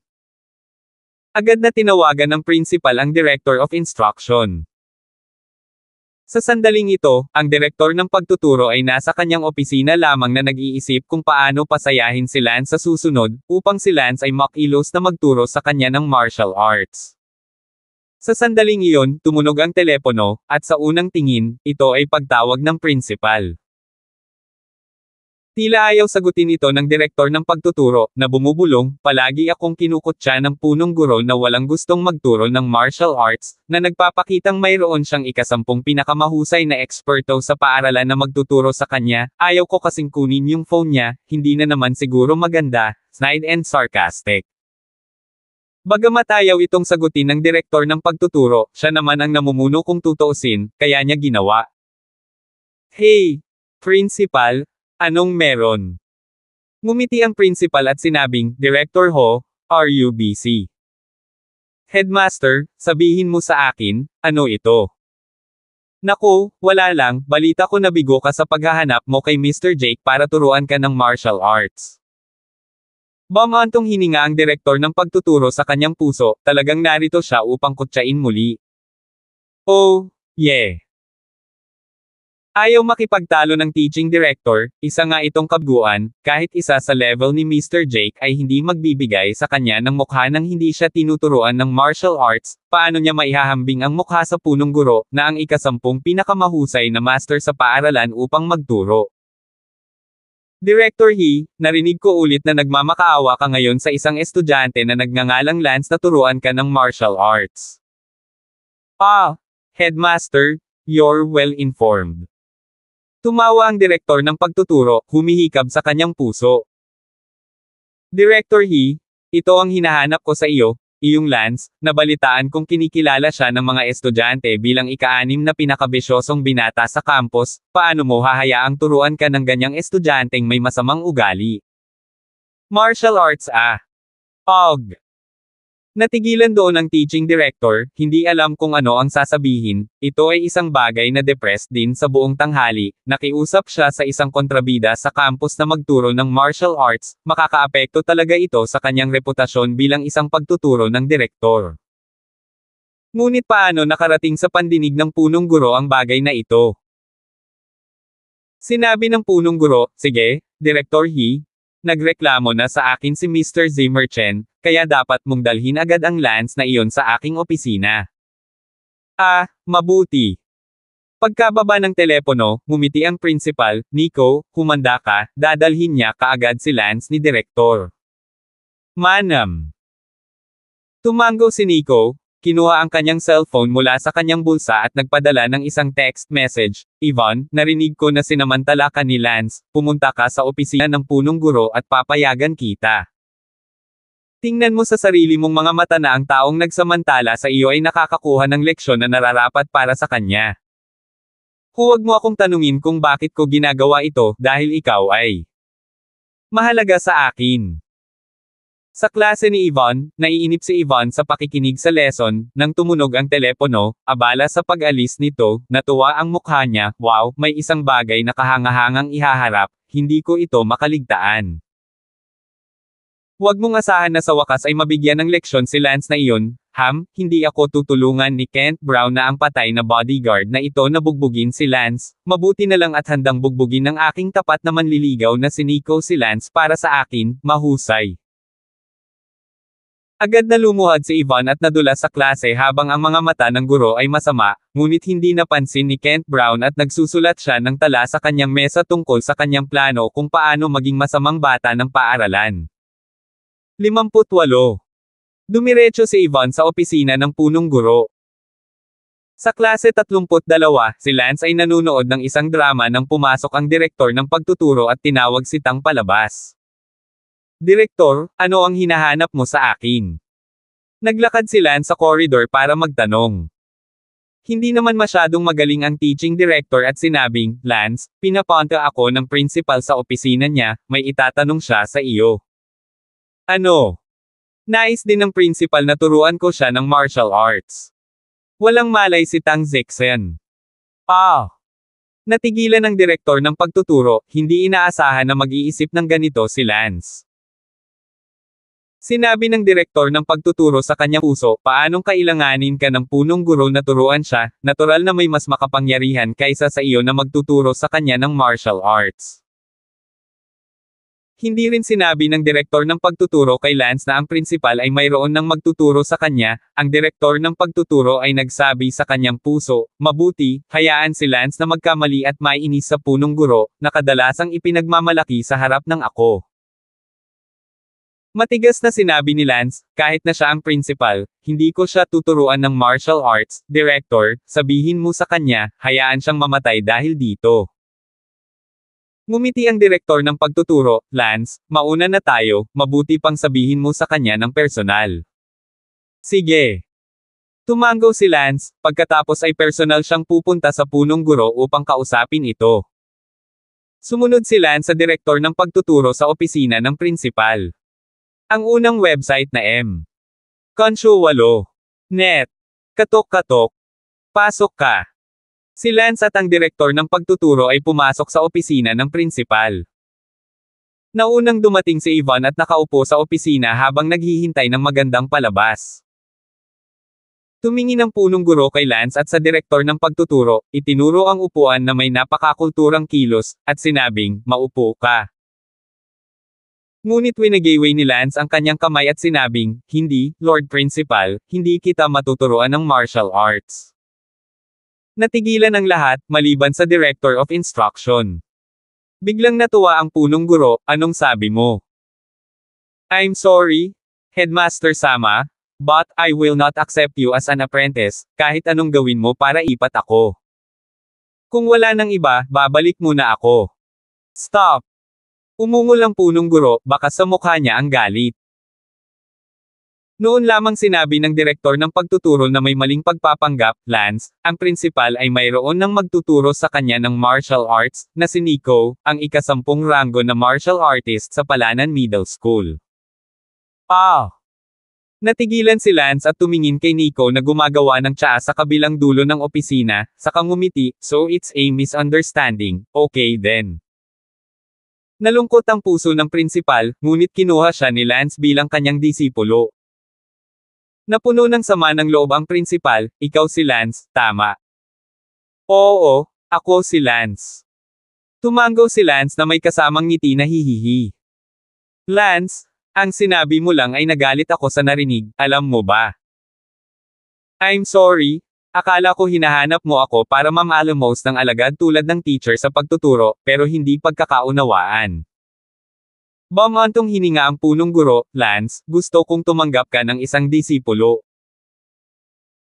Anong mga kwalifikasyon ang mayroon ka para kunin ako bilang isang disipulo, kahit si Nico ay hindi naglakas loob na sabihin na kukunin niya ako bilang isang disipulo, bakit ka so misunderstood? Naramdaman ng punong guro na ang kanyang pagkatao ay ibinababa ni Lance. Sinabi ni Lance, Lord Principal, sinabi ko na ito ay isang hindi pagkakaunawaan, kaya bakit magagalit? Lance, sa tingin mo ba ito ay isang simpleng hindi pagkakaunawaan na maaaring ipasa? Alam mo ba na ang hindi pagkakaunawaan mo ay nagpababa sa aking pagkatao at dignidad at lahat ng iyon? Hinampas ng principal ang mesa. The director of teaching was busy advising, "Principal, wag mo siyang pakisamahan casual lang siya magsalita." Sa sandaling ito, napakasaya ng puso ng direktor ng pagtuturo, sadyang hinahayaan si Lance na kasuklaman ang prinsipal, ito ay talagang isang matalinong pagpili. Lihim na sinabi ni Lance, "Itong punong guro, sinabi ko lang ang tungkol sa pagtanggap ng mga apprentice, at naramdaman niyang naiinsulto ang kanyang pagkatao, malinaw na masyado akong mababa ang posisyon nito, oras na para magkaroon ako ng kaunting katapangan, kung hindi, mababa ang tingin sa lahat ng oras, it's not conducive to me doing a good job as a bodyguard. If it was me in the past, at the principal's level, baka wala man lang chance na maging alipin ako. Parang hindi naman ako pwedeng maging sobrang low-key, I have to make a move when I have to." Lumakad si Nico mula sa lugar ng paggawa ng tsaa na walang pakialam sa mukha, marahil ay ipinanganak siya sa ganoong paraan. Tumingin si Lance kay Nico at ngumiti, "Brother Wei, hindi ko inaasahan na makikita-kita dito, mukhang maganda ang relasyon mo sa headmaster." Ngumuso si Nico na may pang-aalipusta sa kanyang bibig, "Lance, nakita ko na ang iyong kawalang hiyaan, kahapon sinamantala mo si Yvonne, ngayon gusto mong samantalahin ang punong guro, at sasabihin mo na ito ay isang hindi pagkakaunawaan, sa palagay ko ikaw sinasadya ko to." Tiningnan ni Lance ang Yvonne na iyon, si Yvonne ay nakasuot ng puting cowboy ngayon, ang mga kurba sa binti na iyon, ang kasarian ay talagang hindi matitiis, kung ang isang taong mahina ang pagkakaayos, ang isang sulyap dito ay magbubunga ng pagnanasa. Maliban, syempre, si Lance, na tumingin kay Yvonne at ngumiti, "Miss Song, hindi ko alam kung bakit ka narito muli." Napangiti si Yvonne ng may pagmamalaki at sinabing, "Lance, malaki ang problema mo at hindi mo pa alam, mamaya tatawagin kitang Tia Song ng 3 beses, na naglakas loob sa iyo na samantalahin ako." Kahapon. Sumimangot si Lance at sinabing, "Hindi, kahapon tinawag mo akong pinsan na tiyuhin, at ngayon gusto mong maging Tia Song, magkapares ang tito at tita maaaring lihim kang umiibig sa akin." Natigilan si Yvonne, hindi na lang inisip ang pirasong ito na pupuntahan, pagkatapos ay galit na galit, "Lance, sinamantala mo na naman ako, na isang pares sa iyo, na lihim na umiibig sa iyo Kinusat ni Lance ang kanyang mga mata at ngumiti, "I'm now the class dress of senior 32, walang kahihiyan sa palihim na mahalin ako Yu. Galit na galit si Yvonne kaya hindi siya makapagsalita. Si Mr. Zimmer Chen, ang guro ng klase 32, ay bumantong hininga, "Napakawalan Gia, nasaan na ang aking klase 32 klase ng damo sa iyong pagkakataon?" Si Mr. Zimmer Chen, bilang guro ng klase, syempre alam na si Warren ng klase 32 ay isang school grass, si Lance sa sandaling ito ay talagang nagsabi na siya ay isang klase ng damo sa isang walang hiya na paraan, talagang walang kahihiyan. Tuming si Lance kay Mr. Zimmer Chen at sinabing, "Teacher Chen, dati ako ang class dress ng class 5, pero ngayong napunta na ako sa class 32, natural na ako ang class dress ng class 32, may mali ba sa yon?" Walang ekspresyon ang mukha ni Nico, at napaawang ang bibig niya habang sinasabi, "Hindi mo man lang naiintindihan ang ibig sabihin ng Bankaw, at may lakas ka pa ring loob na sabihin na ikaw si Bankaw." Si Yvonne ay abala rin sa pagtulong at sinabing, "Tama, si Bankaw ang numero 1 gwapong lalaki sa klase." Sinabi ni Lance, "Ako, Ay po? How less shame? Would you still want to be a class dress? Class 32's class dress ay si Warla." Yvonne pupuhed. Sumigaw ang principal, habang tinitingnan niya si Lance, lalo siyang hindi nasisiyahan kay Nico, "Nico, 1 o 2 taon mo na akong tinuturuan ng martial arts, tama ba?" Tumango si Nico, "Tama." Tumingin ang punong guro kay Lance at sinabing, "Lance, wala akong gustong gawin, ngunit sinamantala mo lang ako at nagkaroon ng lakas ng loob na sabihin na tatanggapin mo ako bilang iyong disipulo, mabuti, pagkatapos ay hayaan mo akong matuto mula sa iyo." Nagulat si Nico at ang iba pa, gusto ng punong guro na personal na labanan si Lance. Tumingin ang punong guro sa direktor ng pagtuturo, umiling-iling at sinabing may mapanuksong tingin, pagkatapos mag-aral ng martial arts sa loob ng 2 taon, oras na para ipakita ang iyong mga kakayahan, kung hindi, ano ang silbi ng pag-aaral nito? 59. Gaya ng inaasahan, malabo ang teaching director sa gilid, 2 taon na siyang nagmamakaawa at walang nagtuturo sa kanya, habang ang punong guro ay 2 taon nang nag-aaral at naglakas loob na makipaglaban sa kung sino man. Nag-aalalang sinabi ni Nico, Headmaster, ito. Sinabi ng punong guro, Nico, huwag kang mag-alala, nangangahas ba si Lance na saktan ako, bukod pa, 2 taon na akong nag-aaral, hindi ako naniniwalang wala ng pagkakataong manalo. Tumango lang si Nico at sinabing, sige, pagkatapos ay gamitin mo ang Wild Crane Combination Fist na itinuro ko sa iyo, itong Wild Crane Combination Fist, nasanay ka na sa isang tiyak na antas ng apoy, sa palagay ko hindi ito ganap na walang pagkakataong manalo. Kahit na wala kang pagkakataong manalo, hindi naman problema ang pagharap sa 20 o 30 galaw. Lumakas ang kumpiyansa sa puso ng principal at ngumiti, huwag kang mag-alala, hindi kita ipapahiya. Bahagyang ngumiti si Nico, pagkatapos ay tumingin kay Yvonne, na parang nakakaantig ang kanyang sandali, sinabi sa kanya ng punong guro na hindi siya mawawala ng mukha, ang kanyang imahe ay napataas ng mga salita ng punong guro. Sa kasamaang palad ay wala si Yvonne sa lahat ay nag-aalala tungkol sa kanya, inaasahan ngunit kung paano binugbog si Lance.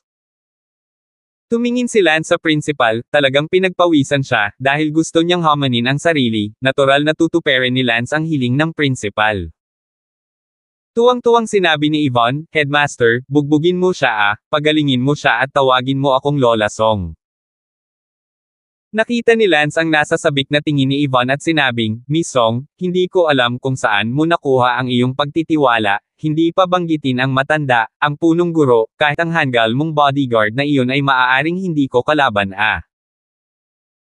Malalim na nagsalubong ang mga kilay ng punong guro, ang pagtawag sa kanya ni Lance na isang matandang lalaki ay naging dahilan upang hindi siya comfortable, bagamat sa totoo lang, hindi talaga siya itinuring na bata, siya ay higit sa 50, ngunit ang tawag na matanda ay hindi maganda sa kanyang puso. Tumingin si Nico sa galit na punong guro at galit na sinabi, Lance, bulag ka ba? Hindi mo ba nakikitang nandito ako? Kahit na hindi ka talaga matalo ng principal, tatalunan pa rin kita. Tiningnan ni Lance si Nico nang may paghamak at sinabing, Nico, hindi ka dapat magkaroon ng anumang magandang intensyon kapag kinuha mo ito kay Miss Song, gusto mong matulog kasama siya, ngunit sa kasamaang palad, ang libo-libong gintong miss ng mga tao ay hindi mangyayari. Kaya kitang makita. Nagdilim ang mukha ni Nico. Sinabi ni Yvonne, Lance, pwede bang huwag kang magsalita ng masama, anong tulog o walang tulog, hinahabol ako ni Nico. Hinahabol. Ang gulo, halatang sinusubukang matulog. Walang salitang habol sa mundo ni Lance. Diretso ang bibig ni Yvonne, galit, matulog ka na ate mo paano ko hahayaan matulog si Nico, inuulit ko, hinahabol niya ako. Ang paghabol sa resulta ay hindi pa rin makatulog. Natigilan si Lance, na mukhang hinamak ang pagkabalisa ni Nico. Lance, ayaw na kitang makausap. Galit na galit si Yvonne. Sinabi ni Lance, Miss Song, ipinapayo ko sa iyo na si Nico ay talagang walang magandang intensyon sa iyo, at ikaw ay may sapat na tanga para ipadala siya sa iyong pintuan. Ikinuyom ni Nico ang kanyang mga kamao at galit na sinabi, Lance, paulit-ulit mong sinasamantala si Yvonne, ako, si Nico, ang unang hindi pumayag. Huwag mo akong tanungin kung bakit ko ginagawa ito, dahil nanalo ako. Huwag hayaang mabuli siya ng sinuman, kasama ang Kent Brown na iyon. Tumawa si Lance, Miss Song, tingnan mo, sinasaktan ka talaga ni Nico, at iyong bodyguard mo, si Kent Brown, I swear, dapat gusto ka rin niyang matulog. Miss Song? Tragic ka ngayon? Naiiwan ako sa bawat lalaking humipo sa iyo na gustong matulog sa iyo, at hindi mo pa rin namamalayan ito, labis akong naaantig at nakikiramay para sa iyo. Hindi mo sinasabi. Mangiyak-ngiyak na si Yvonne sa galit. Sumigaw si Nico, Lance, kung sinisiraan mo ulit ako Yvonne, gagawin ko. Hindi ito magalang sa iyo. Tumawa si Lance, puno ng pang-aalipusta ang kanyang mga mata, sa tanghali na binugbog siya ng ika-8 ranggo na si Johnson Luther, itong ika-10 ranggo na si Nico, talagang ayaw siyang i-bully ni Lance, ngunit ang ilang mga tao ay hindi man lang mabully kung gagawin nila. Ayaw din ni Lance na maging low profile, ang mababang profile ay magpapahirap lamang sa trabaho ng kanyang bodyguard. Sinabi ng principal, sige, Nico, Yvonne, huwag kang maging irrational sa taong ito, naglalaro siya ng psychological warfare, kaya naiimpluwensyahan ang kanyang kalaban. Pinandilatan ni Nico si Lance, na humahabol kay Yvonne, tulad ng isang romantikong relasyon, ay nasira ng isang salita ng pagtulog ni Lance. Agad na nag-post ang principal at sinabing, Lance, halika, gawin mo na. Si Mr. Zimmer Chen ay abala sa pagsasabing, Lance, pagkatapos mong matalo, mangyaring maging mabuti at bumalik sa iyong orihinal na klase, hindi ka welcome sa aking klase 32. Walang pakialam na tumingin si Lance kay Mr. Zimmer Chen at ngumuso, hindi ako babalik, maaari kang mamatay niyan.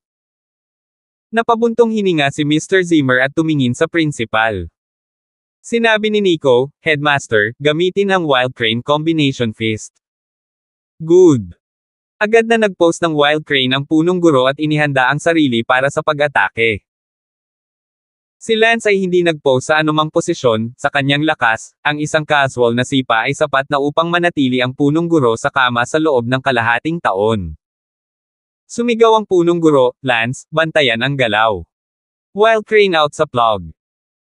Binaluktot ng punong guro ang kanyang mga palad na parang ligaw na crane na may mataas na ulo at mabangis na dinala ito kay Lance.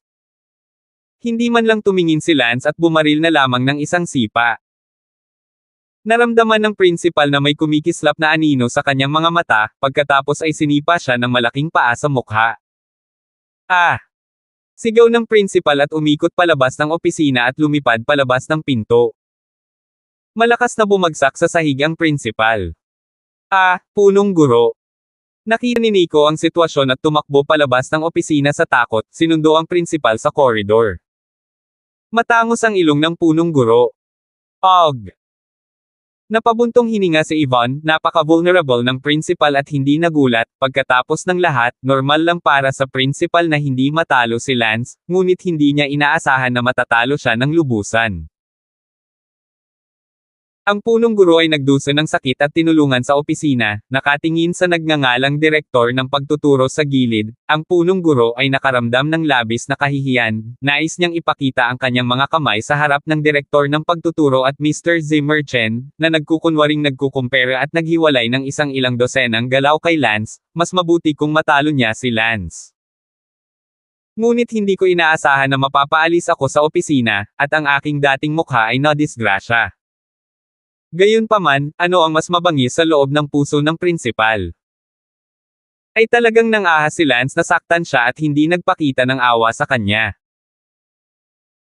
Ang punong guro ay tumangala kay Lance at galit na sinabi, Lance, ako man lang ay isang punong guro, at hindi ka nagligtas ng anumang mukha upang aipatong sa akin ang ganoong kabigat na kamay. Sinabi ni Lance, Panginoong punong guro, kung hindi ako nagpakita ng anumang awa, patay ka na sana. Ikaw. Lalong ninas ang punong guro, at naglakas loob na sabihin ang 4 na salitang, isang buhay sa kanluran. Nakita ni Nico na napaka-vulnerable ng punong guro at nahihiya rin siya, ngunit ngayon lang niya personal na sinabi na kahit hindi niya mapanalunan ang laban, wala siyang problema sa pagharap sa 20-30 galaw. Bilang resulta, isang sipa. Imbes na magkunwaring kalaban, nawala ng mukha ang principal, kaya nasabi na lang niya kay Nico na may hinanakit, Nico, itong Wild Crane Combination Fist na itinuro mo sa akin ay mukhang hindi masyadong makapangyarihan ah. 6 na po. Nanlumo si Nico nang marinig niyang sinabi iyon ng punong guro, at kasabay nito, lalo siyang nagalit kay Lance. Tumingin si Nico kay Lance at sinabi sa pamamagitan ng nakagis ng mga ngipin, Headmaster, dahil nagdududa ka na ang Wild Crane Combination na itinuro ko sa iyo ay hindi maganda, kung gayon ay personal kung ipapakita sa iyo kung ito ay talagang hindi maganda o hindi. Si Ivan ay abala sa pagpalakpak sa kanyang mga kamay sa kasabikan. Oo, Nico, mabilis mong ginamit ang boxing technique na itinuro mo sa punong guro at pinatumba si Lance. Narinig ko na itong wild crane combination fist mo ay pangalawang klase. Martial art, oh. Hindi na kailangang sabihin, ang wild crane combination fist na itinuro ni Nico ay tinanong ng punong guro, kailangan niyang gamitin ang wild crane combination fist sa kanyang mukha ngayon at talunin si Lance para umimik. Hayaan ng punong guro kung ang wild crane combination fist na kanyang ang itinuro ay mas makapangyarihan. Hindi mahalaga kung ito ay sa punong guro o Ivan, ipapakita ni Nico sa kanila ang kapangyarihan ng wild crane combination fist ngayon kahit na ano paman. Iniwang nakabuka ni Lance ang kanyang bibig.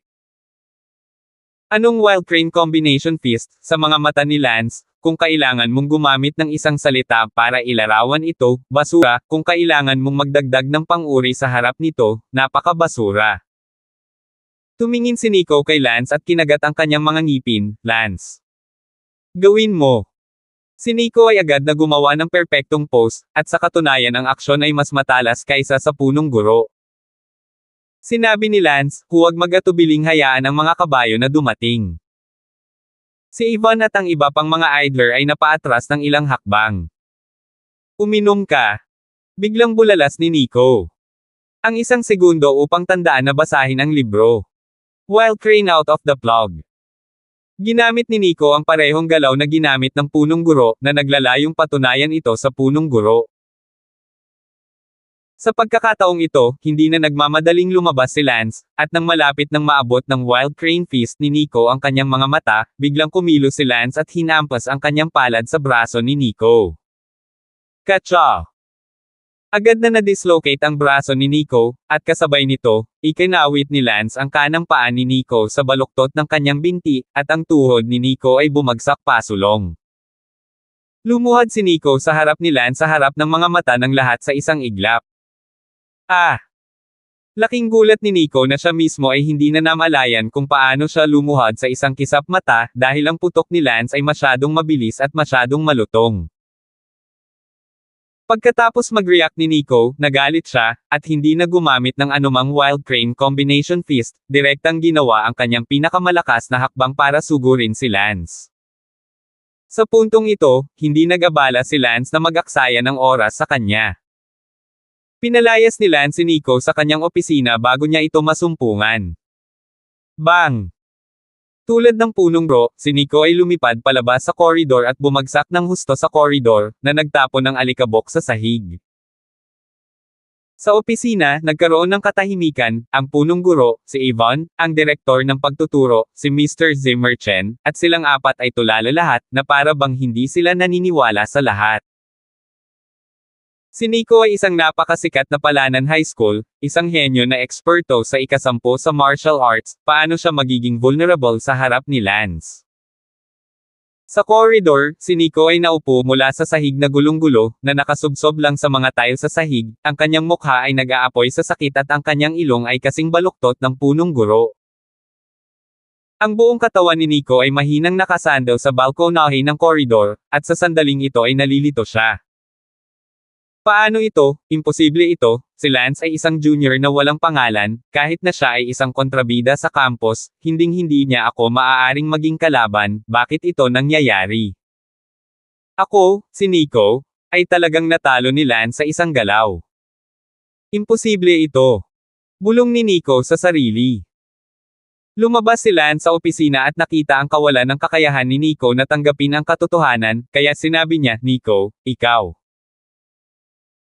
Walang hindi katanggap-tanggap sa pagiging napaka-vulnerable sa aking mga kamay, dahil, na kahit anong Johnson Luther, na ika-8 sa martial arts sa Palanan High School, ay binugbog ko rin hanggang sa puntong hindi na siya makabangon.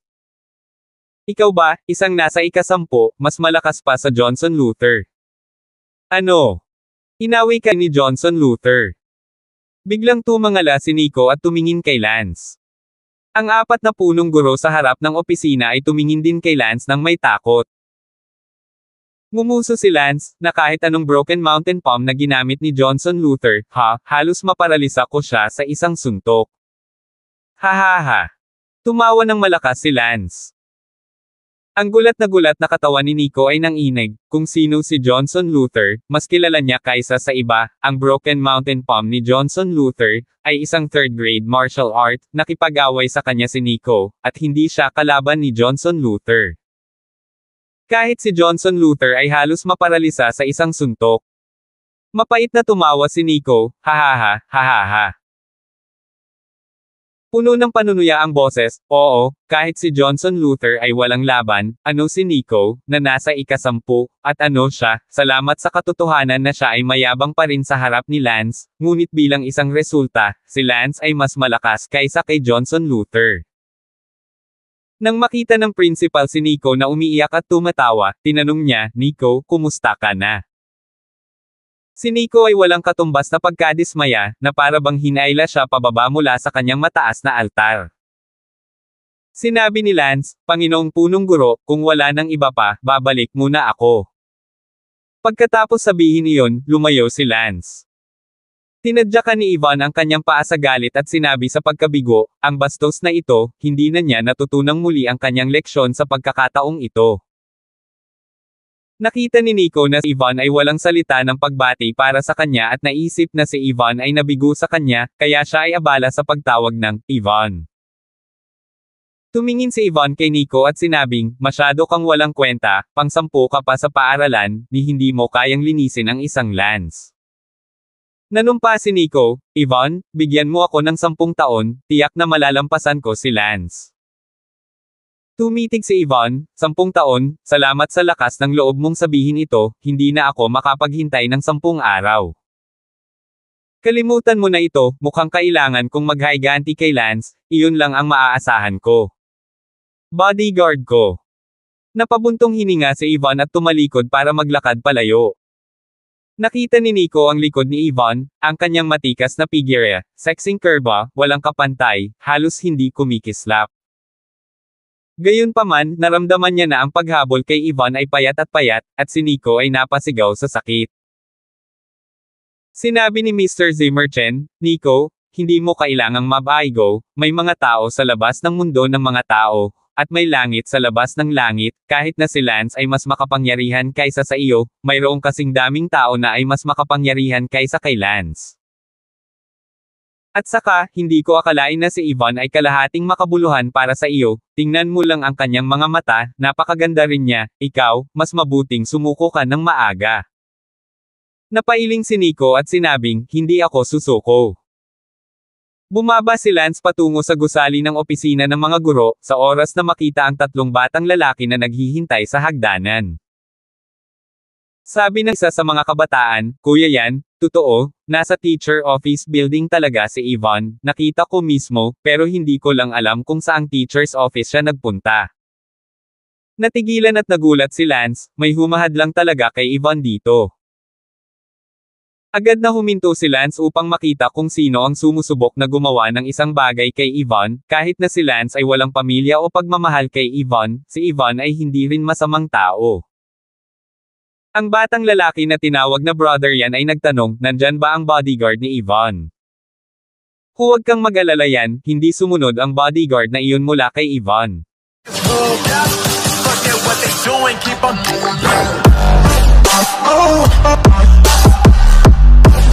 Oh,